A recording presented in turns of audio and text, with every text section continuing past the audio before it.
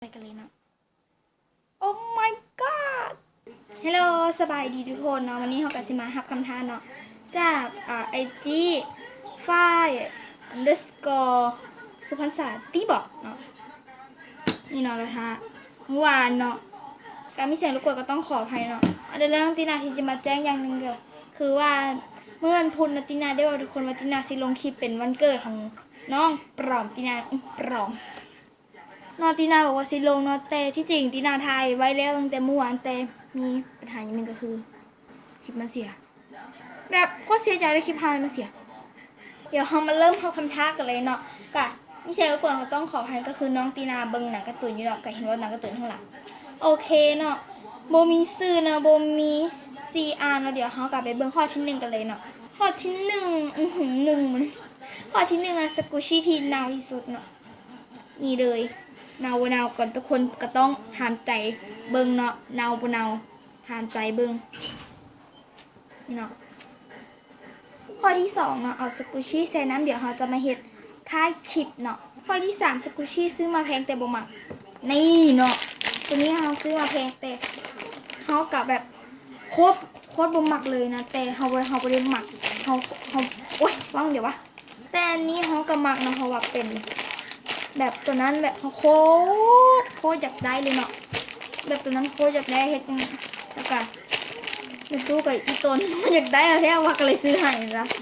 อันนี้เป็นของมือสองเราแพงแต่เขากับแบบกับมักอยู่เนาะแต่แบบบ่ได้มักกับมักอยู่เลยโอ๊ยอธิบายไม่ถึงเนาะเขากับมักเนาะมักอยู่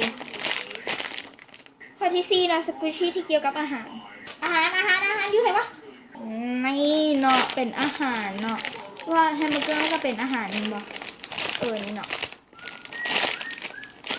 ยูให้สโลข้อที่5สกูชี่ที่เกี่ยวกับฤดูหนาวอะอย่างวะบ่มีซึ่งเราบ่ได้เขียนเนาะว่าถ้าบ่มีข้อใดให้เห็นในนี้นะแต่เราบ่ได้เขียนมาเนาะซึ่งเฮาก็สิมาเฮ็ดบ่ต้องโทรตามเฮาเองเนาะการสกุชชี่เนาะ10 วิเดี๋ยวเขาเอาสกุชชี่ไปเซนักเลยเอาตัวนี้เราไปเซอันนี้เป็นข้อที่2เนาะตัวที่เขาบอกว่าจะท้ายคลิปโอเคตัวนี้เขาก็อยู่หันขวาเขาสิหมอใส่เนาะมันบ่เห็นนี่มันมือเนาะเตรียมหน้ามันละใส่เลย